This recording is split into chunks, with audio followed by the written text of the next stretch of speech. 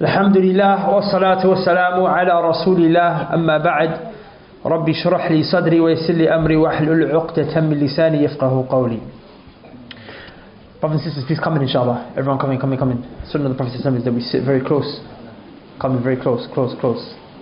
You can sit on chairs, I don't mind. If you want to get chairs from the back to support your back, no problem. But please, no one lean on pillars, just be very close to each other.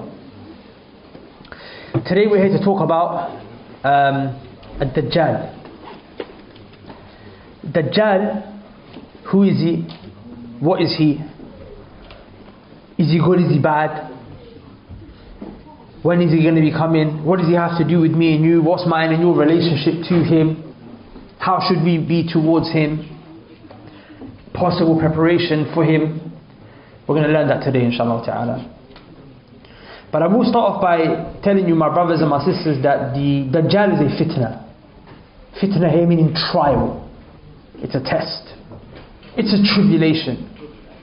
And not only is it a trial and tribulation, because trials and tribulations come. There always have been problems. I mean, you being sick is a trial and tribulation. I mean, you being at school, uni, seeing the opposite gender walking past you and you're not married is a trial and a tribulation, it's a fitna. But like, what makes the fitna of Dajjal something so unique that we have to single out a specific talk and talk about it? It's because the Prophet ﷺ, when he sat with his companions one day, he said to them, Ya ayyuhan nas, he said, O people, innaha lam takun fitnatun ala wajhi al-ardi mundhu dhara Allahu dhariyata Adam. The Prophet ﷺ said that Allah Azza wa Jal has not, since the moment that Allah created Adam and the offspring of Adam, from now up until the day of judgment, there never has been, there never will be a fitna, a trial that's going to be greater and more severe and harder on the believers than the trial of Dajjal. This is going to be the hardest thing. You think poverty is hard? You think Islamophobia is hard? You think them invading our countries is hard? Dropping bombs on innocent? This is nothing compared to the fitna of Dajjal. Why? Because as you see, the fitna of Dajjal is a fitna that comes and takes your religion away. If you fail the test of Dajjal, brothers and sisters, you lose your iman. And there's nothing that's more valuable that a believer has, more valuable than his iman. Because everything you can lose, your wealth, your health, your family, everything can go. But as long as you have your iman, you can still make it into Al-Jannah. But like if you have everything, all of the riches, all of the kids, all the women, they want you. You're the most beautiful woman on planet Earth, but you don't have iman, you're going to go to Jahannam. And you're going to roast and toast and burn inside of it for eternity. So iman is the most valuable possession. My brothers, my sisters, this is not something that we can bear to lose. Like in the fitna of Dajjal will come straight for your iman. Will strip people's iman away. That's why it's important for us to study and learn and know about the fitna of Al-Masih Al-Dajjal, the false Antichrist. Masih meaning Messiah, the Christ, but he's the false one. Who's the real Christ? Who's the real Messiah? Isa alayhi salam, Jesus. Isa, we believe in Jesus as well, right? We just don't worship him like the Christians do. They worship him, and he's not God. Allah is God, but they worship the Son. But they call him the Son. I mean, God doesn't have a wife, but apparently he had a son. وَلِيَعْذُ بِاللَّهِ مِنْ ذَلِكَ. May Allah protect us from such atrocities. So anyway, we're awaiting for the Messiah, the Christ, to return, who will be Isa, Jesus. But like there'll be a false one that will come just before him, and that is this one right here. Who is he? What is he? We will now, inshallah ta'ala, learn. But before I go into it, I must tell you, brothers and sisters, that this is a topic around which people have come up with a lot of nonsense. Many of the narrations that you will hear circulating amongst people are narrations that are fabricated. They're not even weak, they're fabricated, made up concoctions. And some people, whether it be fabricated or authentic, they don't care. They interpret these narrations based on their intellect. That they say things like the Dajjal is the banks and the new and the West and the Dajjal are the Freemasons and you know it's all of this kalam, and it goes against clear-cut ahadith, because the ahadith clearly describe Dajjal in a particular way, as you'll see. That these interpretations saying Dajjal is a government system or it's a bank, well, that's all batil. It has no basis in our Sharia, and it's clear-cut rejection of the ahadith based on your intellect. We don't take our intellect over the clear-cut text, because the text is from Allah Azza wa Jalla ultimately. Does that make sense? So, what am I relying upon? I'm relying upon a book that Shaykh Al-Albani rahimahullah ta'ala he wrote. The book is called Qissatu Masih al-Dajjal wa Nuzulu Isa alayhi salatu wassalam. Is a book where he relied upon one hadith by Abu Umama radiyallahu anhu. It's a long hadith of the Prophet ﷺ, in which the whole story of Dajjal is basically spoken about, and he used this hadith, and then every time there are other hadith that mention an extra point, he just brings it on. So I'm basically relying upon this book, which is authentic in terms of the narration, in telling you the story of Dajjal. But what I have done, if you go back to the narration, the book's translated in English as well, by the way. What I have done is I've moved the order of the hadith around, just for the purpose of the lesson here today. I've moved the order of some of the things around to suit the objective and the intent of the lesson at hand. Does that make sense? Because Shaykh Al-Albani, when he brings the hadith in the book and all of the additions that he brings to it, he's just trying to bring you the whole story. I'm not trying to bring you the whole story. I just want to bring you some of the main points to raise awareness, brothers and sisters, about not only how evil and dangerous the fitna of Dajjal is, but number two, how close Dajjal is, so close that there is a very high chance that you and I may see him in our lifetime. Wallahi, we may actually see Dajjal in the coming years. And number three, how to protect ourselves from this fitna. That's the three objectives that I want today. That's the three objectives that I want to take from today. We begin inshallah ta'ala by mentioning the story. The Prophet ﷺ mentioned that just before Dajjal comes, there will be a massive battle that will take place between Iraq and Syria. In the area between Iraq and Syria, there will be Muslims, and there will be Romans that will come, and they will make their way towards the Muslims. And Rome, according to the Arabs, is not what you and I studied back in primary school. It's not the Italians necessarily, but anyone who is of European origin or descent is considered a Rumi to the Arabs. So this here can mean the Europeans, it can mean the Italians, it can mean what? The Greeks, it can mean all of them. Does that make sense?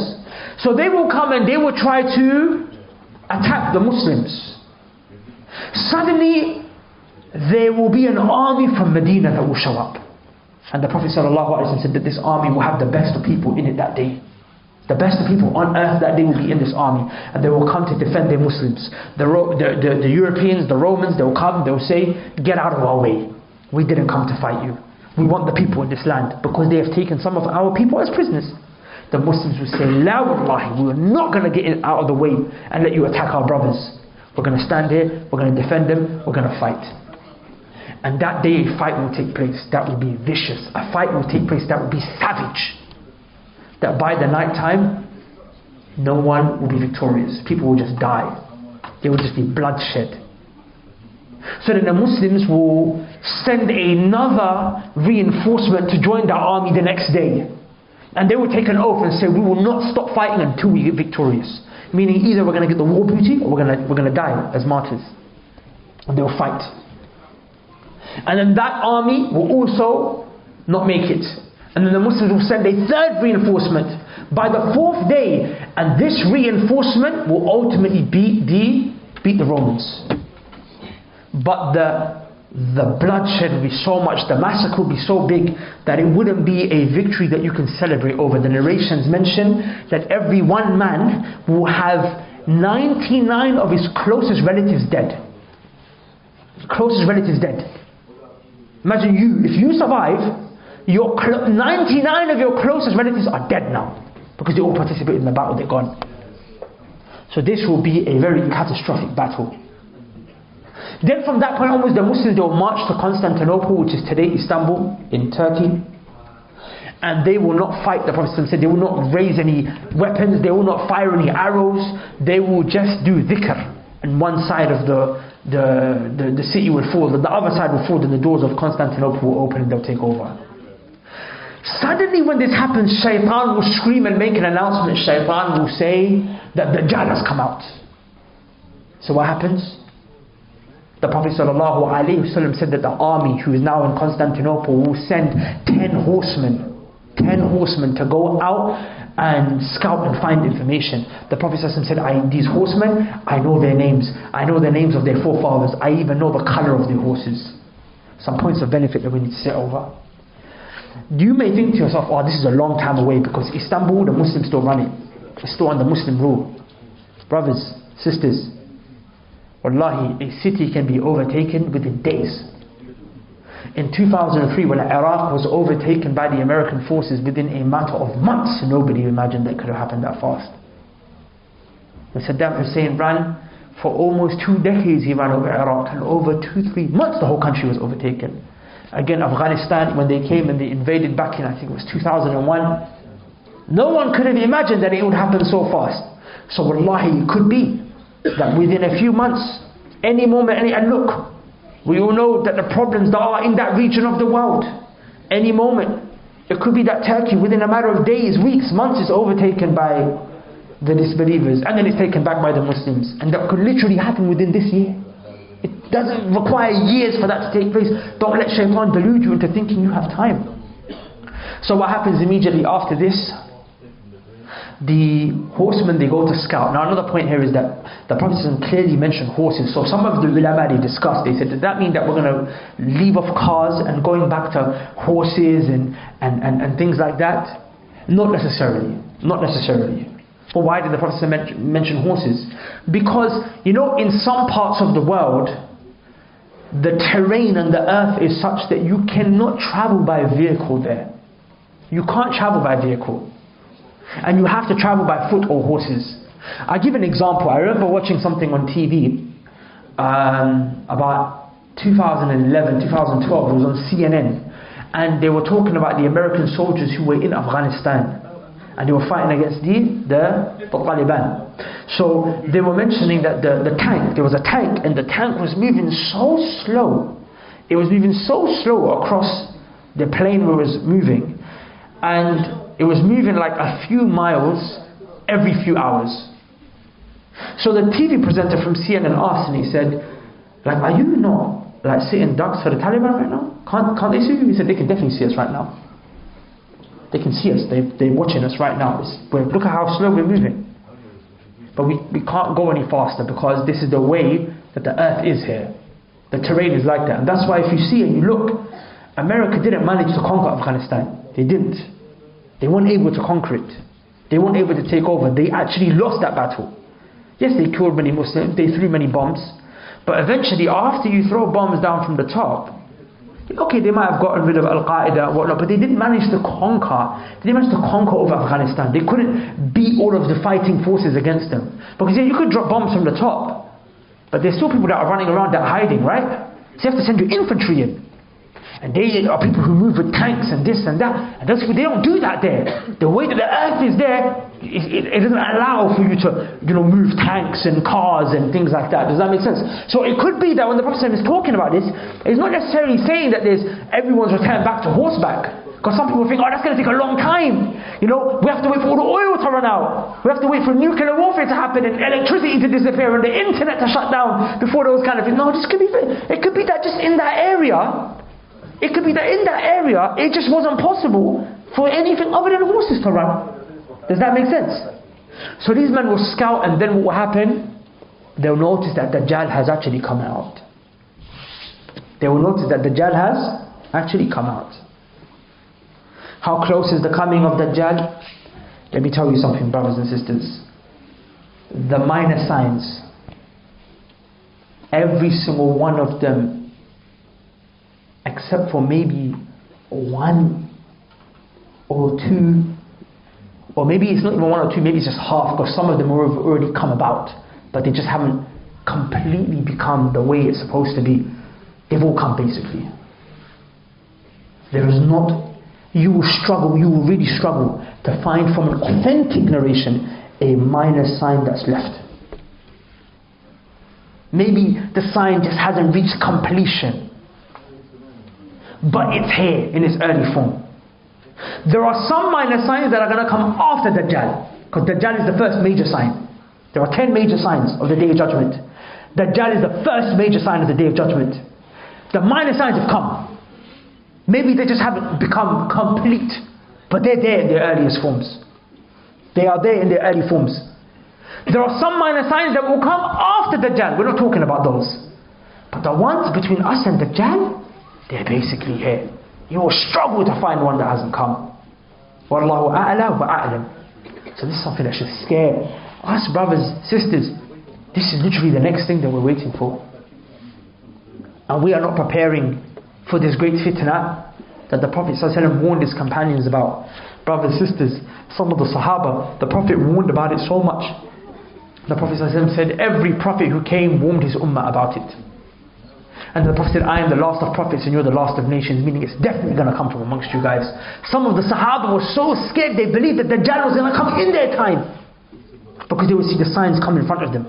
Wallahi, the signs are falling in front of us like pearls. We've seen all of these signs basically, and we are still out here, what? Thinking that Dajjal is going to come after a very long time.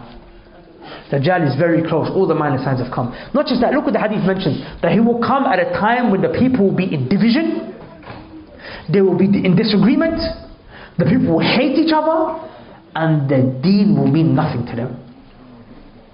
I don't know about you, but does that not describe our time? The people will be in division.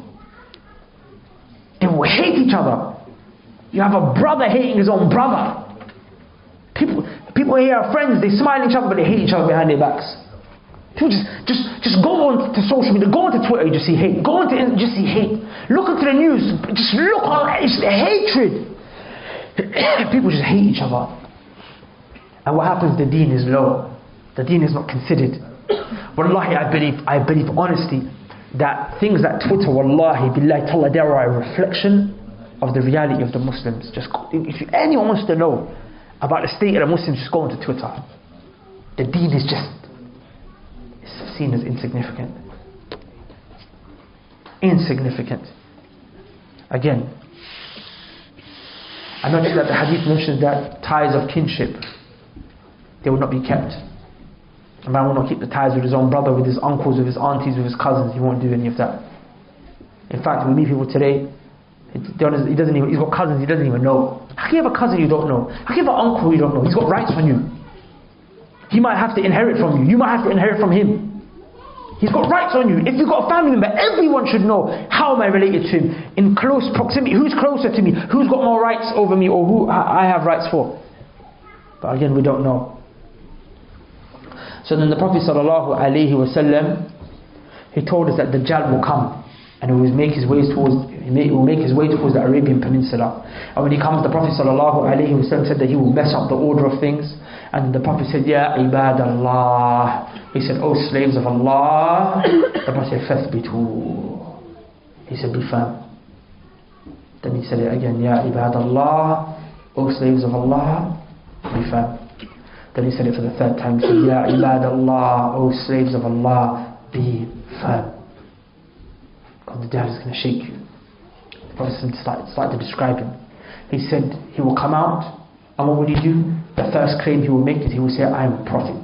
And the Prophet said to him, I am the final prophet. There is no prophet after me. وَلَا نَبِيَّ بَعْدِي. There is no prophet that will come after me.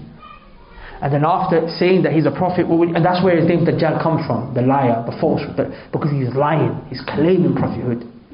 And then what does he do? He comes and he says, no, rather, I am your Lord. He says, I am Allah. He says, I am Rabb. I am the Lord.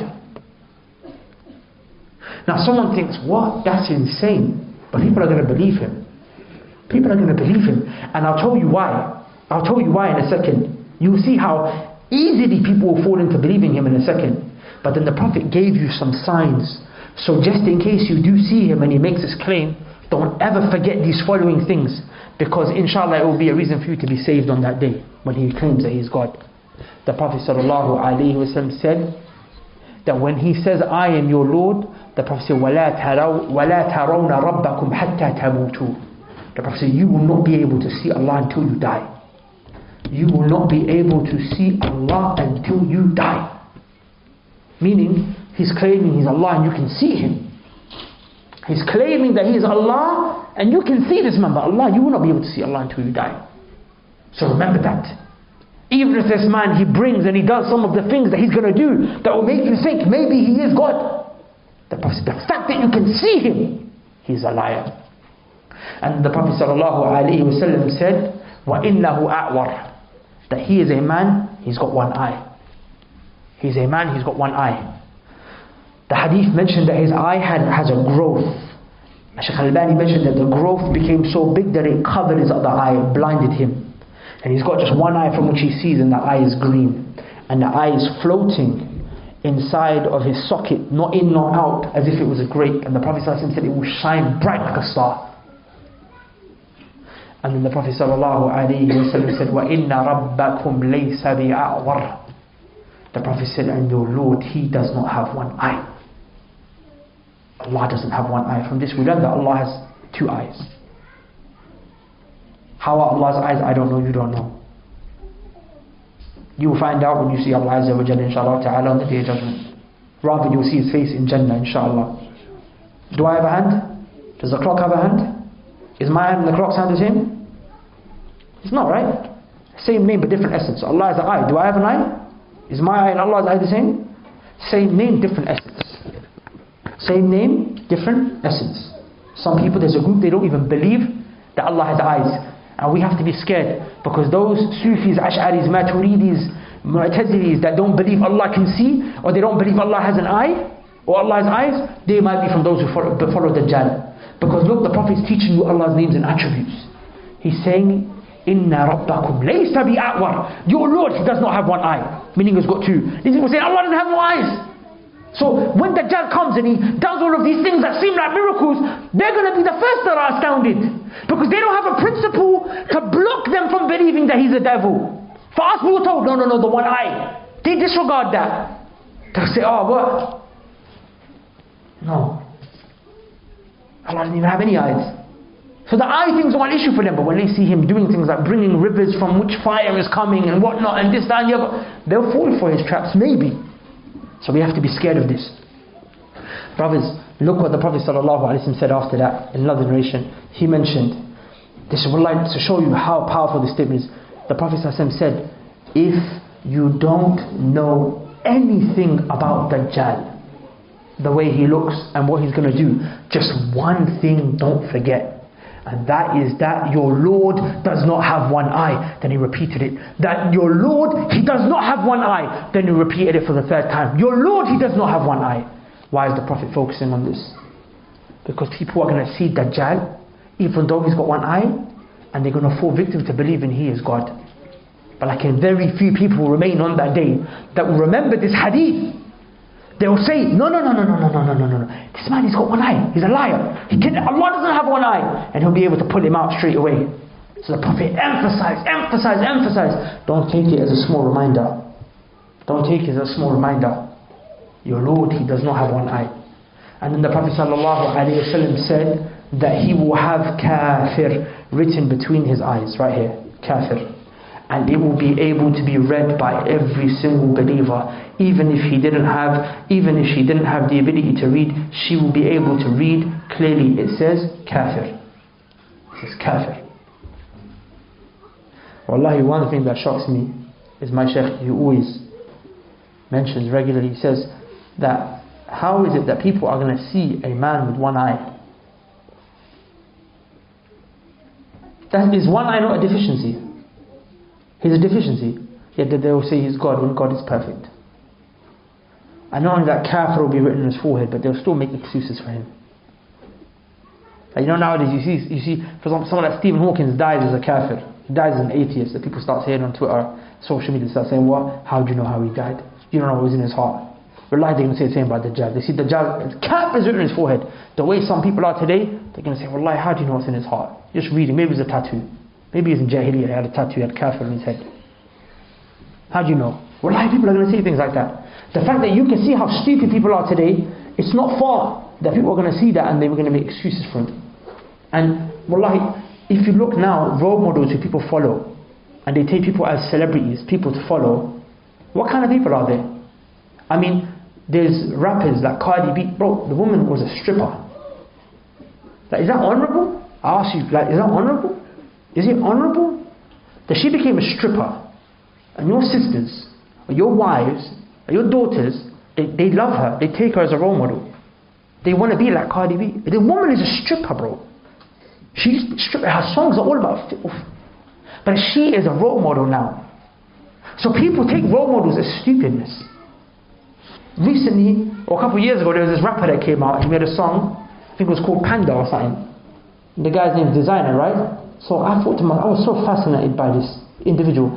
I came across one of his interviews, and he really sounded like he was on crack. Like he really sounded like a very, very mentally disabled individual.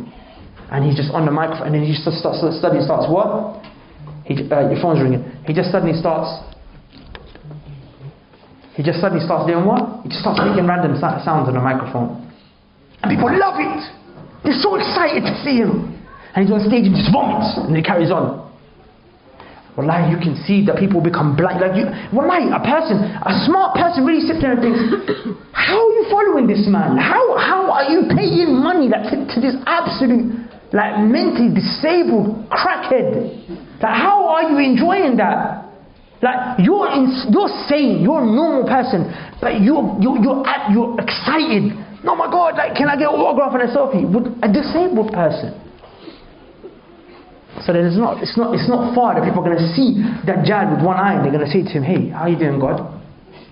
It's going to happen to them. And then the Prophet ﷺ said that he will be a shab. He'll be a young man. Shab is up until the age of 35 or 40, some scholars say. He'll be a young man. He'll be short. The narration mentions he'll be white. He is a man. He is a human being. Again, he's a human. He's not no bank or some government system. This is the way the Prophet ﷺ described him. Now, what is it about him that makes him so irresistible to people, that they will just believe in him and they will disbelieve in Allah? The Prophet ﷺ said that he will bring two rivers. One river will look like it has water that is clean and white and pure, and another river looking like it has fire. It has fire. The Prophet said that anyone who goes to the river that has water, what will happen? His good deeds will be gone. What will happen? His reward will be wasted, and his sin will be written. But anyone who goes to the river that has fire, his reward will be obligatory, and all of his good deeds will be erased. The Prophet said, if you see that river of fire, the Prophet said, close your eyes. Close your eyes. Put your head down and drink from it. And you'll find that it will be cool and peaceful for you. Like the fire was cool and peaceful for Ibrahim. But that requires iman. When Dajjal comes to you and he brings you two rivers, a river of water that looks like he just came out of Jannah, and a river of fire that looks like he just came out of hellfire, and he says, I am God. Look, and he would say, I brought it out for you. He will do some kind of illusion, some kind of whatever he will do, and you will think, what? There's a river flowing from this guy. And he's telling you, I am Allah. Here, drink from it. People will go and they'll drink from the river of water, and then they'll take them to the fire. And only the believers will remember. And brothers, does this not require you to be a man of knowledge, a man of hadith, a man of sunnah, to know these narrations? That when to know that, wait, I see the river, close my eyes, that's what the hadith said, put my head down and drink. Another narration mentions, we'll come to that inshallah. That's one fitna. Another fitna is that he'll go to a Bedouin man, and he'll say to a Bedouin man, he'll say to him, listen, would you believe in me if I brought your mum and dad back from the dead? He'll say, yes. So then what will he do? Two shaitans will come in the shape of his mum and dad, and then these shaitans that look like his mum and dad will say, son, this is your Lord, follow him. Imagine how emotional, how powerful and intense that moment will be, that a man sees his mum and dad come back from the grave. They haven't, but it looks that way. And they are saying to you, He's God. He brought your mum back. Son, He brought your mum back to you. Follow Him. Only the believers will be able to not shake that day. He'll walk past a tribe of people who'll call them to believe in Him. They'll disbelieve in Him. And what happened? All of their livestock, their crops, their cattle, all of it will die. He'll go past another group of people who say, believe in me, they'll believe in Him. He'll order the skies to rain down. He'll order the earth to start growing. And what will happen? Their animals will come back healthy. Their cows will come back with their udders filled with milk, prosperity and riches for them. What happens after? He'll walk into the desert and he will say to the desert, bring out your treasures. And the hadith says that the treasures will come out of the desert as if a swarm of bees. And there'll be another example where the Prophet ﷺ said, a young man who will be from the best. And this, wallahi, it could be one of you. It could be. The Prophet ﷺ said, a young man who is from the best of people will come out towards the Dajjal that day. He will come out. And what will he say? He will say, he'll be stopped by the Dajjal's army. He'll be stopped by the army of the Dajjal. And the army of the Dajjal will say, where are you going? He said, I am going to the one who's coming forward. I am going to the one who's coming forward. They'll say, kill him. Then some of the people within the army of the Dajjal will say, do not kill him. Did your Lord not say to you, do not kill them, bring them to him? Why? Because the Dajjal, he wants to make you a kafir. He knows if they kill you, you die as what? You die as what? You die as a martyr, you die as shaheed. But he wants you to die as a kafir. So he says, bring them to me. So they bring him to him. The moment they bring him to him, the boy, the young man, he points out to him and he says, this is Al-Dajjal. People, this is Dajjal and you're following him. And look what he says. He says, he is the one that the Prophet ﷺ told us about. How can you know what the Prophet told us if you didn't know the Sunnah? How can you know what the Prophet told us if you didn't know the Hadith? He was min Ahl Hadith. He was min Ahl Sunnati wal Jama'ah. He was ala madhab al-Salaf. Because they were Ahl Sunnah wal Jama'ah haqqan. So this is the man. He notices him. He's aware of him. Because he's the man who studied. He had ilm. He realizes Al-Dajjal. And what does Dajjal do? He says, he orders for him to be beaten. They beat him, they lie him on his stomach, they beat this boy. He gets up and he says, now do you believe in me? And the boy says, I testify and bear witness, you are Al-Dajjal. So now Dajjal starts to become worried because he's thinking that the people might refuse him because someone has actually opposed him in such a clear-cut way that he hasn't experienced before. So he says to the people, he says, what if I was to slice him in half? Would you doubt me? So he orders for him to be cut in half, literally from the top of his head to the middle of his thighs, to the middle of his legs. He slices him in half.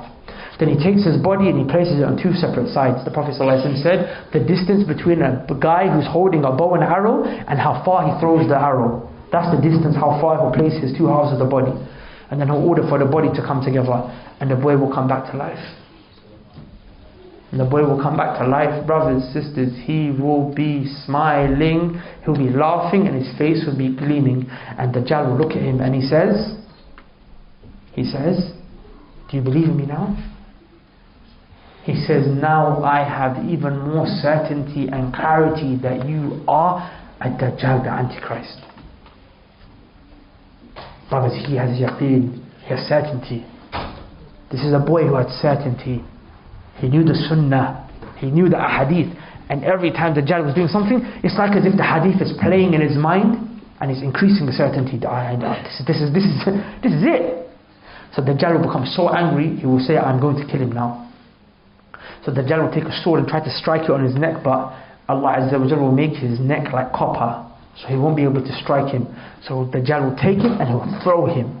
And he will say to the people, I've thrown him into the hellfire. Like in the Prophet ﷺ said that he has been thrown into Al-Jannah. And the Prophet said he's from the best of those who died for the sake of Allah Azza wa Jalla. Best of shuhada. He's from the best of martyrs.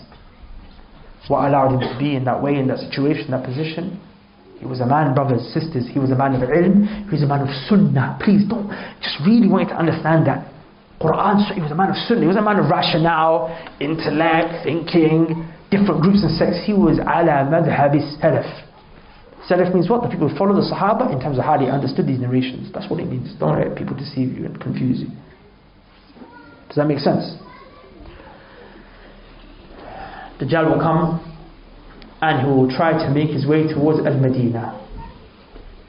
But the Prophet ﷺ said that time Medina will have 7 gates, and there will be angels that will be standing by the gates of Medina. And anytime Dajjal tries to come near, the angel will draw out the swords. They'll draw out the swords. He's not allowed to enter Medina. And he won't be able to enter into Mecca. And he won't be able to enter into Masjid al-Aqsa. And he won't be able to enter into At-Tur. So what happens? Everyone thinks, let me just go to Medina, right? The Prophet said that Medina will shake, an earthquake that will be violent. When there's an earthquake, what happens? What do people do? They run, right? The Prophet said the hypocrites, every man, every woman who is not real in her belief, they're fake in their belief, they're hypocrites, they're fake Muslims, they'll run out of Medina and they'll run towards the camp of Dajjal. They'll run towards the Dajjal. And the believers will remain. And you want to know what the scariest part of that narration is? The Prophet ﷺ said that the majority of those who will run to Dajjal is the women. The majority of those who will run towards Al-Masih Ad-Dajjal is the women.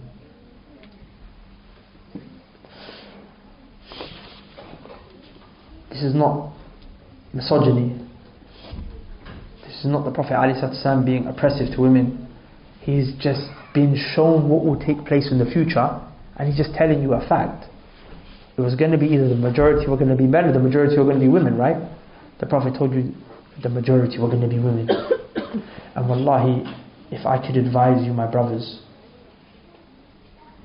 please, your mothers, your sisters, your daughters, your wives, brothers, for the sake of Allah Azza wa Jalla, I beg you, safeguard them and protect them.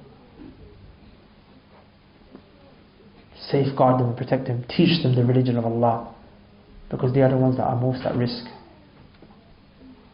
We see that women are very easily lured into fitna. Many years ago, this YouTuber Adam Saleh came to the UK, and when he came to Marble Arch, 5,000 Muslim women in hijab ran across the street. Some almost got hit down by buses, screaming, shouting to meet this guy. And I remember I made a video in them days advising the sister, saying that I wasn't calling the guy Dajjal, because obviously he's not Dajjal, he doesn't have one eye, but I was just saying that this is fitna, this is a fitna, and women, you are running to it. You are actually running to the fitna. And the Prophet said that the women on the Day of Judgment, they will not be able to control themselves. They will run to the fitna. They will actually just run to it. So when they run to Dajjal, and women have that, like when women get overly emotional, or when they get into that, when they get onto something, you can't stop them. I even remember, then we went to Birmingham, because there was that meet and greet. This is when I was younger, obviously. I don't do these shenanigans anymore. Don't go running after these, YouTubers. But the point is that I thought, them days I was young, I just really wanted to advise the sisters. So there was a meet and greet in Birmingham. So we went to Birmingham to advise them before, this time we'll be there, we'll tell them, we'll advise them before the guy comes, sisters, behave yourselves, calm down. Again, there's like 3,000 girls that are there. So we've got a big speaker mic, we're talking to them, we're saying, sisters, please calm down. They're listening, some of them are crying, they're saying, Wallah, you're right. They're getting emotional, they're crying, they're like, yeah, when he comes, they're going to be calm, collected. Wallahi, the moment he drove past, those same girls who were crying, wallahi, they lost it. And wallahi, it just reminded me, what's going to happen when Dajjal comes? They're going to fight, scream, no, you've got to go there, you've got to go. And what happens? Wallahi, these women, to please them, what happens? The men start to follow as well. And wallahi, I'll be honest, someone should do a PhD research on the situation of Muslims on Twitter. Wallahi, we take lessons. On Twitter you see some women, they really talk a lot of trash. Then you got guys, just because they want to get into these women, they just want to get these women, they'll say the most dumbest things. going in line with them. About feminism and all this kind of kalam. Guys will start making videos crying and saying, you know, we need to give these women their rights. I'm thinking, my brother.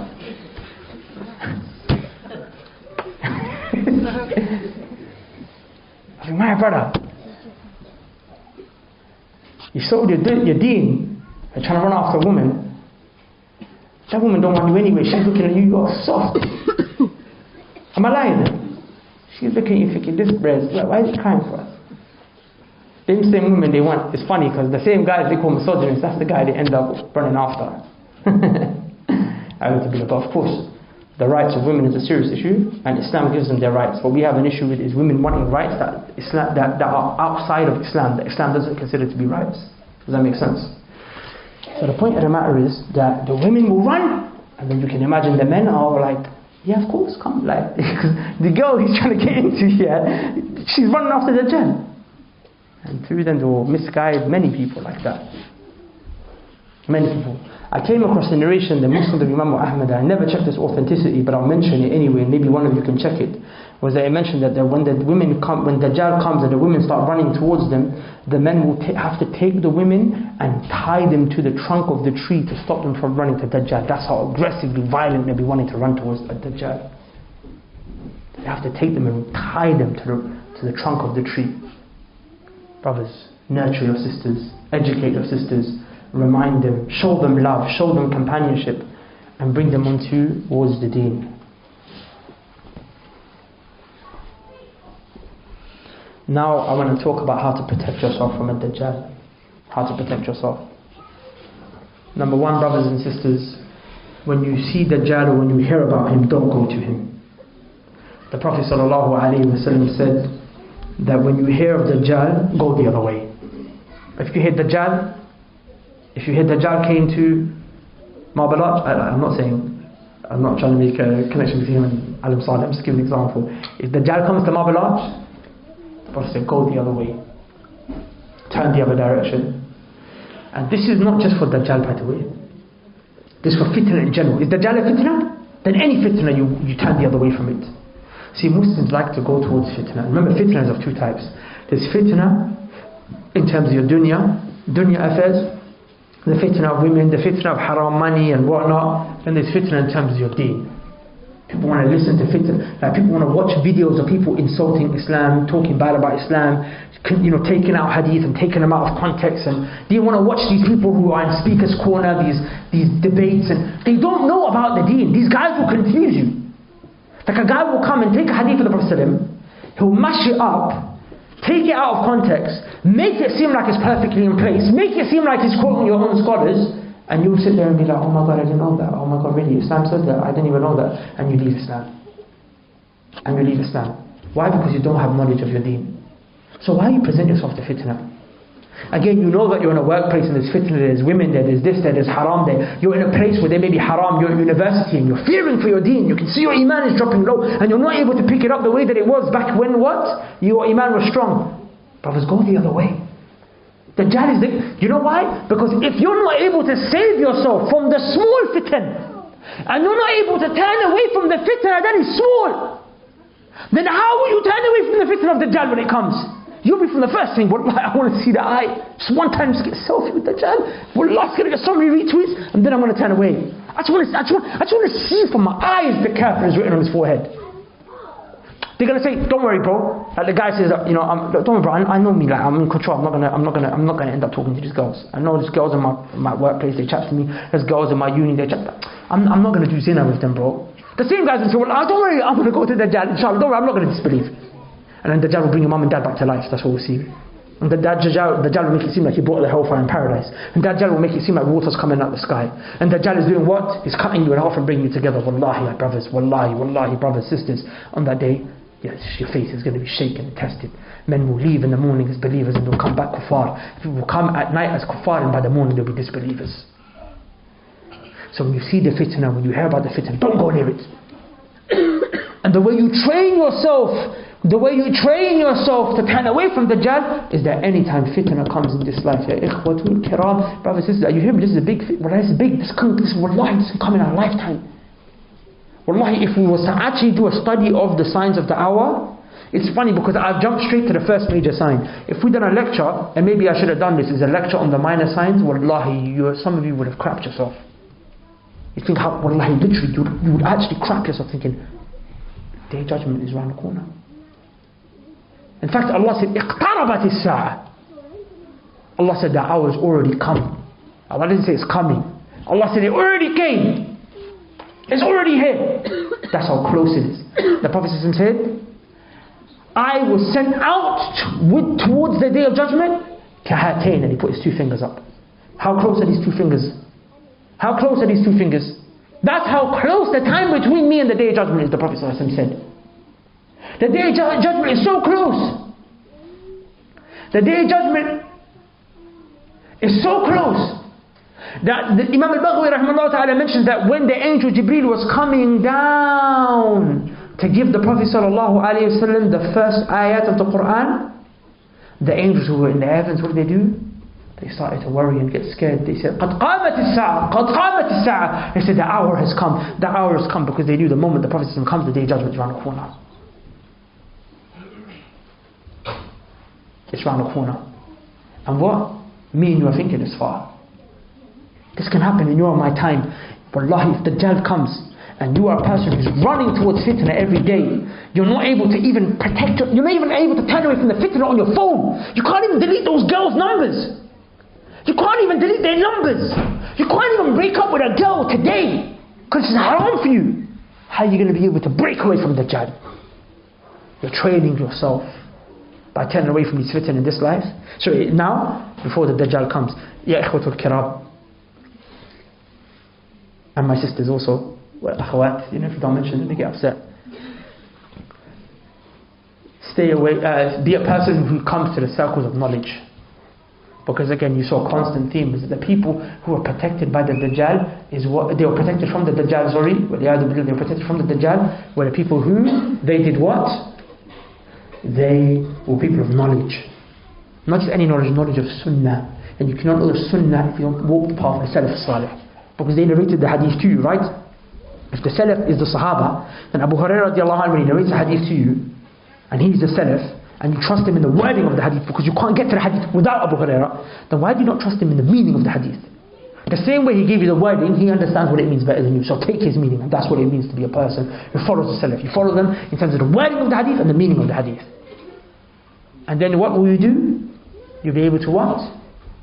You'll be able to identify this man if you do come face to face with him. If he does come to you, because the Prophet said he will go where? He will go and he will walk over everywhere on the earth, and he will occupy all of it, except for Mecca, Medina, Masjid al-Aqsa, At-Tur. He'll do all of it. So he will come into contact with you. Just don't go to him. But if he comes, you have the ilm with you. The ilm is there. The hadith are there. Like in brothers and sisters, you haven't studied the hadith on Kitab Tahara. Some of us don't even know the hadith about washing our backside. So how can you, it's true, the first lesson that I teach you can't be the hadith of Dajjal. I can't teach you that. The first lesson is the hadith of Tahara, then Salah, then Zakat, then fasting, then Hajj, then marriage, then finance, because you've got to work and you've got to have jobs, you've got to trade, right? We teach you these things. Then maybe at the end, we can come what the hadith about ta'am, food. These are things that are necessary for you to know and me to know.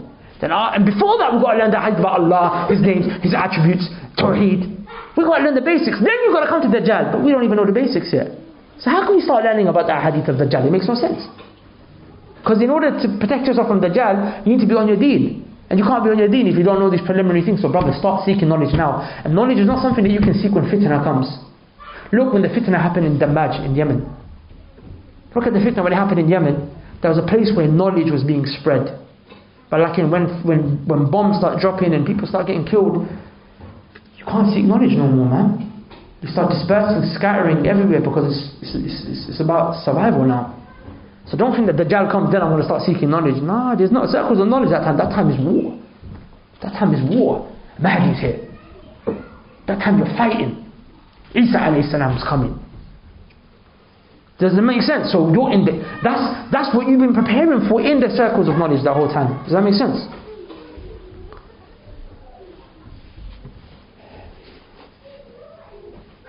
The third thing is to memorize and learn the meanings of the first 10 verses of Surah Al-Kahf and the last 10 verses of Surah Al-Kahf, as some of the narrations mentioned. So you memorize and learn the meanings of the first 10 and the last 10, the first 10 and the last 10.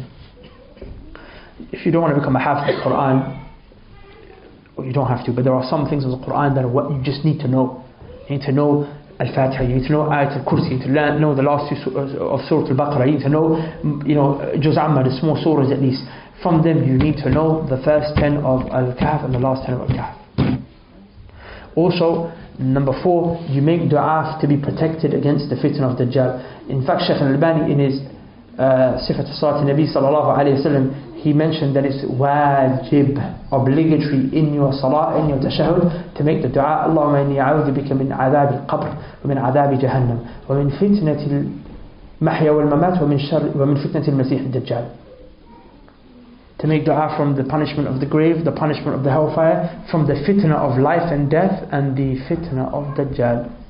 Every salah you have to make this. Do you know this dua? How many people know this dua? This is wajib for you to read in your salah, by the way. Wajib. And even if you don't take the views that it's wajib, why would you not read it? The Prophet told the Sahaba to read it. The Sahaba would read this all the time. The Sahaba would have gatherings and circles in which they would do what? They'd do what?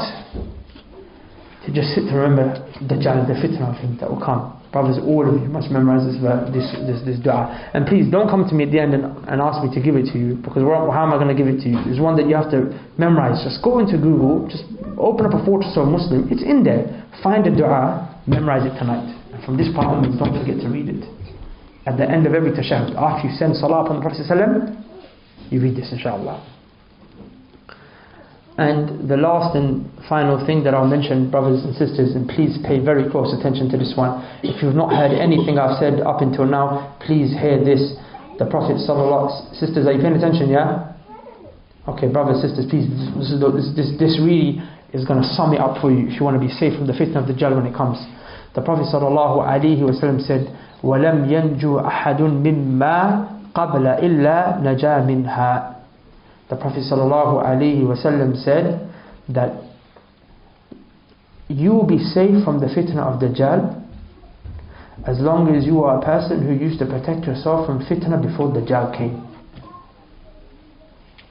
In other words, if you're a person who was strong on your deen before Dajjal shows up, you're going to be strong on your deen after Dajjal goes, and even when he comes. Because the Prophet said after that, وَإِنَّهُ لَا يَضُرُّ مُسْلِمًا, because Dajjal will not be able to harm a believer. So you need to be firm on your deen now. Brothers, like I said to you sisters, if you're not firm with the things that are not major fitna, like the fitna of Dajjal, you don't stand a chance against Dajjal. We don't stand a chance against Dajjal. So you need to be strong on your deen now, so that when this one-eyed deceiver comes, he doesn't deceive you the way he's going to deceive most. And I really want to emphasize there for the sisters, because they are the ones who have the biggest attack on them right now in terms of their deen. Like a sister who's just, I think we get the point. Our sisters need to be very careful on this. That doesn't mean, brothers, you take it lightly. No, don't take it lightly at all. Obviously, ultimately, Dajjal will be killed. Isa alayhi salam will come, and Dajjal will start to melt by looking at him. And if he carried on looking at Dajjal, the Prophet said that he would melt and die. But Allah Azza wa Jal will save the killing of Dajjal for himself. Allah will kill him with his own hands. Why? Because Dajjal claimed he was Allah. So Allah will kill him himself. And the blood of Dajjal will go into the sword of Isa alayhi salam. And then Isa alayhi salam will take over, and people will rule and live in peace and tranquility for a few years. Then Ya'juj and Ma'juj will come. I know they are not zombies. And after Ya'juj and Ma'juj, Isa will carry on ruling, and there will be so much good that the children, the Prophet said, will play with snakes. The lions, they will be chilling with the prey that they would attack. No one's going to be beefing anyone. There will be so much barakah, until eventually Allah will take the life of all of the believers, and there will be no one left on the earth who is a believer anymore, and there will just be the worst of people. Shirar al-Khalq, as the Prophet said, the worst of creation. And then the trumpet will be blown. They will go and they will all die. Everyone on earth. They will die for however long Allah wills. That narration mentions 40, it could be 40 days, 40 weeks, 40 months, 40 years, wallahu alam. And then the trumpet will be blown again, and the people will come out of their graves. They will stand before Allah, and they will be questioned. سبحانك اللهم وبحمدك أشهد أن لا إله إلا أنت أستغفرك وأتوب إليك. Yo, what's going on, bro? Yeah, I got the thing. What? How much is in there? 20 mil. You being serious? Yeah, hold that. It's yours now.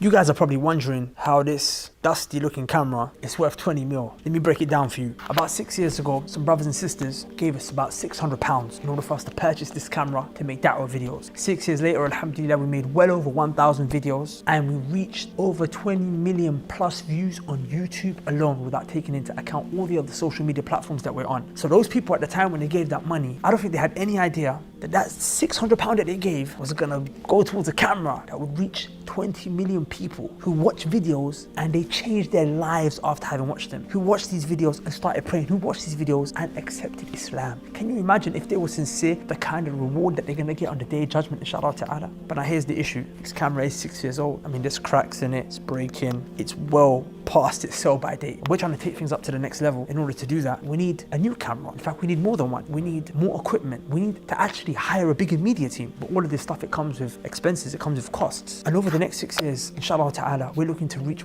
well over 20 million people. Now look, I'm going to be direct with you. I'm about to ask you for some money to put towards the da'wah for the sake of Allah. But before I do that, I want to tell you some figures, some statistics to show you the kind of reward that you might be looking at, inshallah, if you come with sincerity and the donation. Just take a look at the kind of numbers we have over the last 90 days. Over the last 90 days, we received over 1.4 million views on our YouTube channel alone. That's 466,000 views every 30 days. That's 15,555 views per day. That's right. You could be in your sleep, sleeping 6, 7, 8 hours a day, however much you sleep, and just earning a reward, inshallah ta'ala. Why? Because you gave a bit of money that went towards a very big project. Now, with that 15,000 odd views a day, if you average that out across 6 years, which is the lifespan of this camera, do you know how much reward that is, inshallah? That's 34,065,450 views. I don't know about you, but that kind of reward, I need that in my life. This is not the kind of opportunity that we should be passing up, especially if you've got sins. The Prophet ﷺ said that giving charity wipes away sins the way that water, it extinguishes fire. So look, say no more, inshallah ta'ala. I don't feel like I should have to convince you towards giving to a project like this anymore. If you want that kind of reward, you want the da'wah to spread, you want la ilaha illallah to spread across the internet, inshallah ta'ala, then you want to give at the link below to this project. Assalamu alaikum. Peace. Remember, 20 mil, yeah? And that's on YouTube alone.